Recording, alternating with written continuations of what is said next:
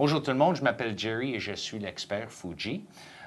Aujourd'hui, on va vous présenter les caractéristiques principales de la X-Pro 1. Donc, comme avant, on vous a montré comment faire des photos en rafale, l'appareil peut aussi prendre des photos prolongées. Donc, en haut sur la molette du contrôle pour les vitesses d'obturateur, on voit le mode T et le mode B. Ça, c'est des expositions prolongées. Le T, lui, c'est une exposition de 2 secondes. Et le B, c'est autant qu'on a le déclencheur pesé. Donc, dans ces circonstances ici, on suggère peut-être une relâche manuelle avec un câble. Ceci nous permet de ne pas toucher l'appareil parce que durant une exposition longue, tout mouvement va être enregistré. Même le plus minime peut montrer sur la photo. Donc, on va prendre le câble. Pour le rentrer, on fait tout simplement le visser et on peut prendre une photo en même temps si l'appareil est allumé. Donc, je vais l'éteindre pour pas que j'en prenne d'autres photos. Et on s'assure qu'il est bien rentré. Et il est bien rentré. Donc, pour prendre la photo, on peut peser le déclencheur tout simplement. Et on peut barrer le déclencheur. Donc, ici, en ce moment, il est barré. Donc, ici, on peut voir au fond comme un horloge qui nous donne combien de temps. Ça peut aller jusqu'à, je crois, si je ne me trompe pas, une soixantaine de minutes. Donc, quand on est prêt à arrêter le déclencheur ou arrêter la photo, on peut tout simplement le visser. Il faut bien le dévisser comme il faut. Bon, pour le déclencher comme ça. Et maintenant, je vais vous montrer la photo très exposée parce qu'il y a beaucoup de lumière pour une exposition longue de 27 secondes. Donc, on peut prendre des expositions jusqu'à 1 heure. Il y a aussi le mode T ici et les autres vitesses à choisir aussi. Comme vous pouvez voir, ça prend un câble très ordinaire. Ça fait des années que ces câbles-là existent. Donc, si vous en avez déjà un ancien, il va très bien fonctionner. Sinon, ils ne sont pas très chers, peut-être une 20 ou une trentaine de dollars. Bon, pour faire le vidéo en haute définition, premièrement, on doit choisir le mode vidéo. Donc, on va aller dans le mode de drive. Et ici, c'est tous nos choix de rafale, etc. Mais aussi, il y a le mode vidéo en bas.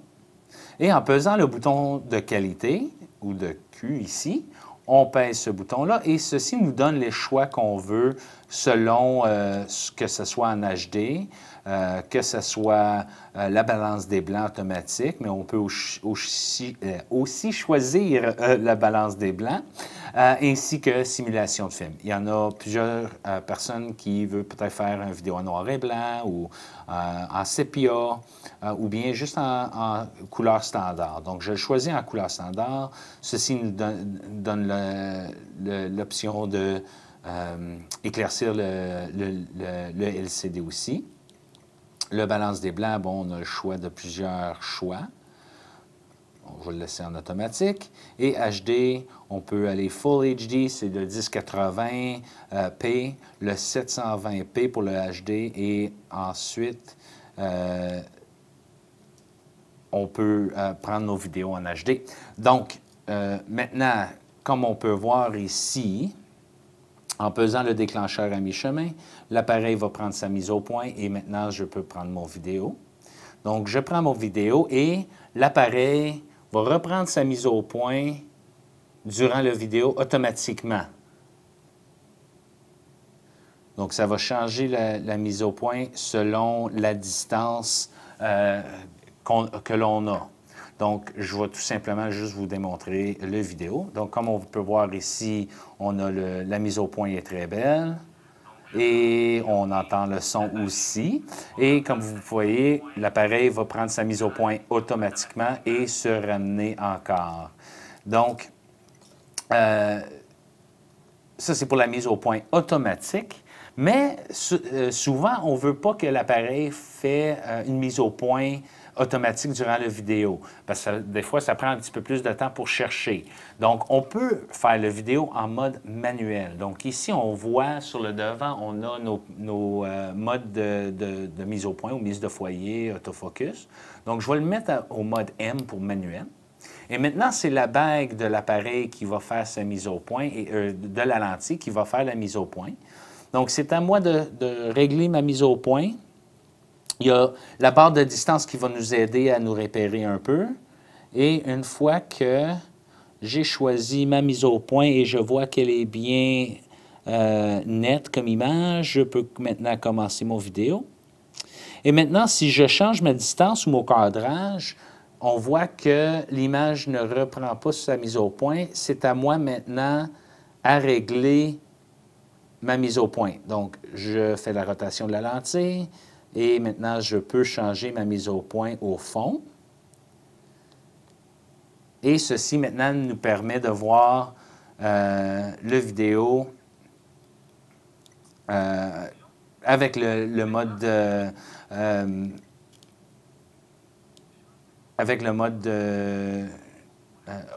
manuel, c'est-à-dire la mise au point manuelle. Ceci nous permet un petit peu plus de précision, moins de changement d'image floue durant, disons, le vidéo. Donc, ça peut être un petit peu plus agréable. Donc, l'appareil, elle a 49 points de mise au point automatique. Donc, sur l'écran, on peut voir tous les petits plus ou les petites croix ici. Ça, c'est les 49 points de mise au point automatique. Donc, on peut les choisir. Donc, si notre sujet est complètement à gauche ou bien complètement à droite, complètement en bas à gauche, en bas à droite. Ceci nous permet aussi de choisir la grosseur de notre point de mise au point. Donc, on peut l'élargir, on peut le préciser. On peut peser la petite roue et ça va le rapetir. Et si on veut le remettre au centre, on a juste à peser le bouton menu et ça le ramène au centre. Donc, pour le changer, on peut aller de gauche à droite. Pour le rapetir et le grossir, on pèse le bouton où on fait la rotation, c'est-à-dire de la molette de contrôle. Et si on veut le ramener à sa grosseur normale, on a juste à peser la molette et ça va la ramener à sa grandeur normale. Et pour la remettre au point centre, on a juste à peser le bouton menu et ça nous ramène. Et on pèse le bouton AF et on se ramène pour prendre la photo. Donc, juste pour montrer, je me mets à gauche, je pèse OK. Pardon, je ne pèse pas OK parce que ça va me le remettre à 0. Je pèse AF pour me remettre et on voit la case maintenant est complètement vers la gauche de l'écran ici.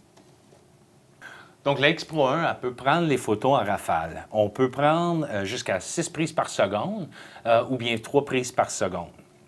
Donc, pour choisir la vitesse de nos rafales, on pèse le bouton Drive ici sur le côté gauche et on voit qu'on a 6 prises par seconde ou bien 3 prises par seconde en mode continu. On a aussi d'autres modes ici comme le bracketing qu'on va jaser un peu plus tard. Et donc, pour la démonstration, je vais choisir 3 prises par seconde. Donc, comme d'habitude, on prend notre foyer et on pèse le déclencheur et on le tient. Donc, ça, c'est 3 prises par seconde. Et je le relâche et la mémorisation se fait. Donc, durant le clignotement, c'est ça qui indique que les images se copient. Et comme on peut voir ici, c'est déjà complété. Donc, je pèse le visionnement pour voir les images que j'ai prises. La première photo va être en gros plan comme ça et les autres ici vont juste se jumeler ici ou se grouper en bas. Donc, si je voulais voir toutes les photos du groupe, j'ai juste à peser le bouton du fond et maintenant, je vois que j'ai 1 de 10 photos ici. Donc, je peux regarder chaque photo, choisir ceux que je veux effacer si je désire. Donc, on peut effacer l'image ici. Ou bien, si on voulait retourner à la lecture normale, donc on veut retourner au groupe, là, on voit encore une fois qu'ils sont séparés. Et si je voulais maintenant effacer le groupe au complet, maintenant, je pèse ici et j'efface le groupe au complet. Donc, ça fait un peu plus facile à régler, à voir les images. Donc, comme la X100, la X Pro 1, elle a le viseur hybride, donc un viseur optique ainsi qu'un viseur électronique. Pour changer le viseur, quand on regarde à travers le viseur elle-même, on a le détecteur oculaire qui s'embarque et ferme l'écran et allume le viseur. Donc, pour changer à électronique ou à optique, on a juste à peser ou à peser ce petit bouton ici et ça va changer de viseur optique à viseur numérique. Pendant qu'on regarde à travers le viseur, on peut aussi voir toute l'information qu'on voit sur l'écran ici, avec les lignes de paysage ainsi que la ligne de niveau, ainsi que toutes les autres informations qu'on a besoin ou qu'on désire sur l'écran. Et on peut éliminer ou ajouter ce que l'on veut sur l'écran. Donc, on a juste besoin d'aller dans le menu. Et ici, on voit l'affichage de réglages personnalisés. Donc, on peut choisir ici soit le viseur optique ou bien le EVF et le LCD. Donc, ce que l'on voit sur le EVF et ce que l'on voit sur le LCD, c'est identique. Le OVF, lui, ou le viseur optique, lui, ça se peut qu'il y ait des petites différences entre les deux. Donc, on va choisir, disons, le viseur optique, puis on veut régler ce que l'on veut voir à travers du viseur optique comme information. Donc, le guide de cadrage, lui, je vais l'enlever. Le niveau, j'aime bien l'avoir. Le témoin de distance, ça, c'est la petite barre en bas pour l'autofocus ou bien la mise au point automatique aussi. Il y a l'histogramme, je l'aime bien l'avoir, c'est juste intéressant, mais on peut l'enlever aussi. L'ouverture et la vitesse d'obturateur et le ISO, ça, je trouve ça extrêmement important, donc je vais garder ça là. Et il y a d'autres choses comme la photométrie, le flash, etc. Et donc, on peut choisir ces informations comme le besoin nous désire. Si on voulait choisir aussi le LCD, on voit que les choix sont exactement les mêmes. Et donc, ceci nous donne le choix d'enlever certaines informations. Je vais enlever le guide de cadrage pour la démonstration. L'histogramme, on va l'enlever aussi. Donc, on va se reculer. On peut voir tout de suite qu'on n'a plus le cadrage, l'histogramme n'est plus là, etc. Donc, c'est comme ça qu'on peut ajuster l'information sur le viseur et le viseur comme on en a besoin selon le besoin du photographe. Donc maintenant, je vais juste vous montrer comment faire le panoramique. C'est très simple. Donc, on va dans le mode de Drive. Ici, ça nous montre tous les modes de soit en rafale ou bracketing, mais aussi le mode vidéo et le panorama inclus ici. Donc, je choisis le panorama. Là, on a le choix. On peut choisir l'angle qu'on veut. Donc, on peut choisir soit le panorama mouvement. Donc, c'est une vidéo de 360 degrés qui est vraiment une image de 360 degrés. Donc, il y a du mouvement et ça va continuellement vous montrer la photo en rotation à 360 degrés. Ou bien, on peut aller à moitié, donc à 120.